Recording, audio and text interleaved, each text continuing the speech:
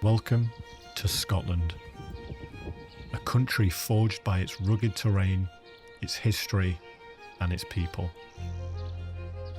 Across the mountains, whispers of myths and legends rest in the peaceful corners of the landscape. Its wildlife and proud culture create a setting unlike anywhere else in the world. I'm Tic Tactical, and today we step behind the scenes into Call of the Wild's newest reserve, Tornashean. A world built from the same earth, the same history, and the same deep sense of place that Scotland is known for.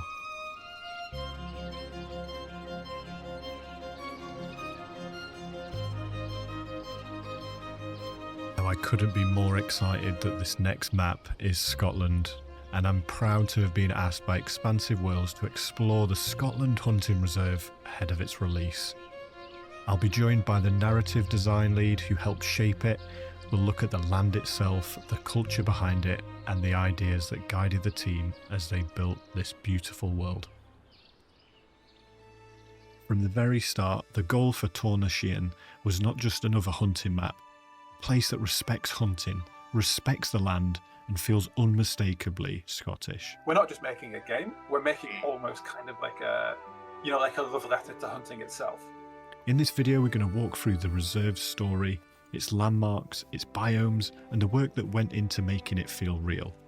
From Gaelic place names and folklore, to the way the terrain shaped every hunt. The name of the reserve, Tornashean, is kind of fun because it's a bit of a double meaning. It literally translates to the Hill of the Fairies, which is the Fae, the kind of mythical element of the reserve.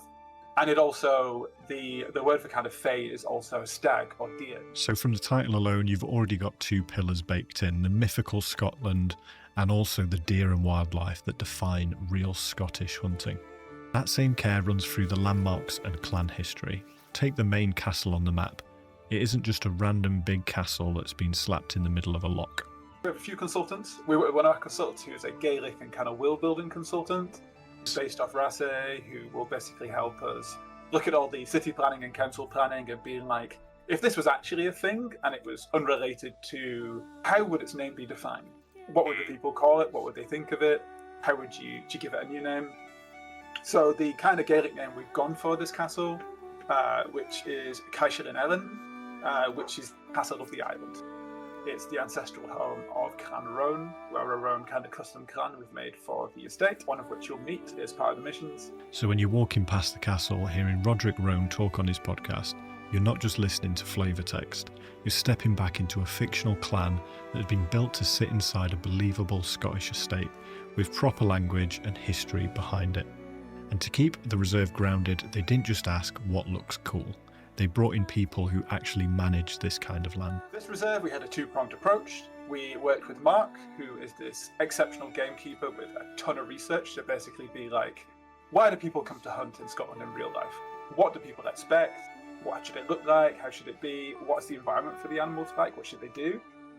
And then we pair that with someone who has much more of kind of a soft geographical and kind of will-building expertise to be like, is everything in Gaelic correctly? How does it derive its names? And also, in cases like sausage roll and sausage supper and all of the other little names for stuff, not everywhere in Scotland is in Gaelic. Some places aren't. Like if it's kind of discovered later on, depending on the time when it's discovered, it could be in Gaelic, it could be in Scots. So even the road signs, the food, the little environment details are checked against how real places would name them, and when in history those names would have appeared.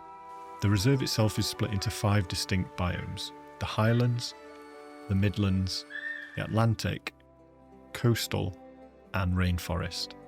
Each one of these changes how you move, how you see the animals, and how you plan a hunt. We're very careful not to say we're Highlands or Lowlands, because if we're Highlands, then you're actually missing out on a lot of the best driven grouse shooting on the Lowlands, right? And if it's Lowlands, you're missing out on on stag stalking and a lot of the kind of Highlands elements as well. So we try not to lock ourselves in too deeply. We put a lot of work into kind of capturing biomes without it feeling like a theme park. Here is forests, the forest ride. Like it has to kind of feel a bit like a place. So when you're glassing over heather-covered slopes, pushing through dense temperate rainforest, or creeping along the coastal edge, it isn't just a change of backdrop. It's a change in how you hunt.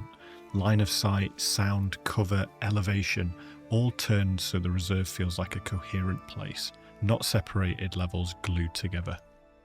In total, Tornashean brings 17 animals to hunt, including 5 new species, 3 remastered species, and a brand new wild boar great one.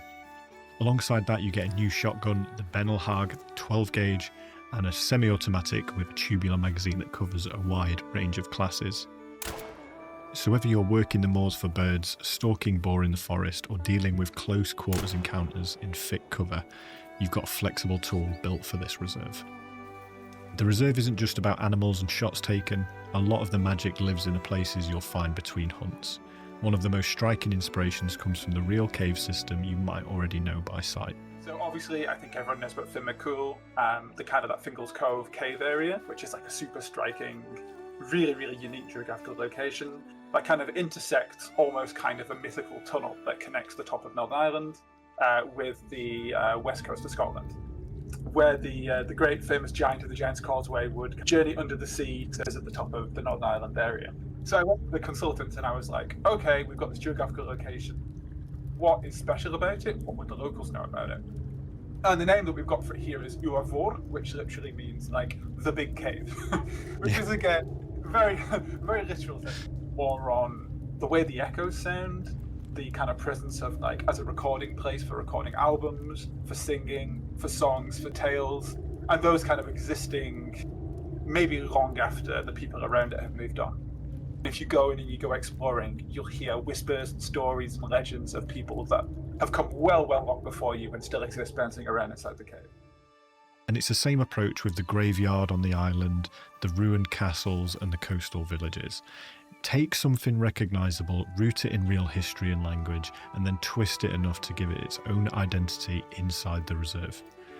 The sound of the map carries that same care. The music doesn't just sit in the background, it's built from the lore itself. Think about the music in this one. Around a little while back, we started doing lyrics. And as a writer, I guess, I help provide the script for the lyrics, and then it gets translated into whatever local language it is for the singers. So the vocals are all in Gaelic, and I took a bunch of the kind of message and the background of the story, chopped it up, gave it to them, they reinterpreted it and sang it. So when that music swells while you're hiking through the glen or creeping up on a stag, you're not just hearing generic Celtic music, you're listening to Gaelic vocals built from the actual themes and stories of the reserve. One of the big questions the community always asks with a map like this is simple. Are the voices actually Scottish? So, I mean, I think a bit of my background, I lived in Scotland for 6 years or so, and I'm from not far away from Scotland.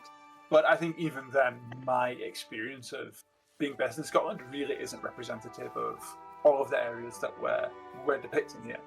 So having those experts, and also having a lot of team members who are from Scotland as well, you know, who I could basically snake back to and be like, hey, is this doing all right? Is this okay? You know, like, what do you think of this?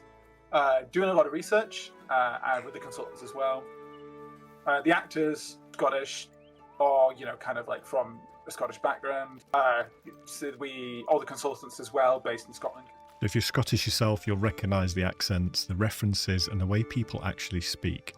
If you're not, you've still got subtitles to help you through the heavier Scots without losing that authentic sound. Some little cuties. We've seen them drop a little as otters go up. It's not just consultants behind the scenes either. The player council had a real impact, sometimes in very specific ways. Player council. And there was one lad in there, Snail Rancher, I'll give him a shout out. They're all a huge help, but my guy Snail Rancher in particular is a Highland piper. And in the main castle, he saw this bagpipe that we'd modelled, this first thing of bagpipe. Got what was an incredibly detailed essay of all of the horrendous mistakes we'd made in depicting the bagpipe. And I think even now, I don't think they're entirely happy. They're like, we're missing a bit of the piping, or like, the bagpipe stand really doesn't look like that. Their feedback in getting that sorted was invaluable. And if you look at the bagpipes, you know, maybe we've got some of the best bagpipes going. I think we do. That level of pedantry runs right through the reserve, from instruments to memorials to dates on gravestones and small pieces of environmental storytelling. Of course, you can't set a reserve in Scotland and not touch on folklore. There are myths woven through the naming, the missions, and even the locks. One of the big ones with myths and monsters. You'll be seeing a lot of the kind of rich Celtic folklore, a lot of the local folklore. We've riffed on existing tales. We've got existing monsters and creatures and heroes and and legends. And we've also made a few of our own, and we've woven them all in there as like this kind of unique place. Which brings us to the obvious question. Is there a Loch Ness monster? Obviously, you're not going to see Nessie, because Nessie lives in Loch Ness. So, sure, if you were going to see anything, it would be the lesser-known sea serpent of Scottish lore, Fatu, from Loch Fata. As someone who's a bit of a nerd for folklore, going to have stuff in there that's going to make you happy. Someone from a far-flung thing is going to Scotland. They want to see a sea serpent. I'm not saying they're going to see a sea serpent. I'm not saying there is or isn't. Who knows? Who knows? Who knows? I don't know. Who knows? So no promises then. But if you're the sort of player who likes to explore every corner, listen to every story and chase every rumour, this reserve has plenty waiting for you. If you're someone who kind of likes some of the more story stuff, I really hope you're going to have a good time with this reserve. You're going to enjoy, hopefully, some stuff you recognise, and you can do a bit more research on. And also some of our own stuff as well, which I think is going to be a bit fun for you.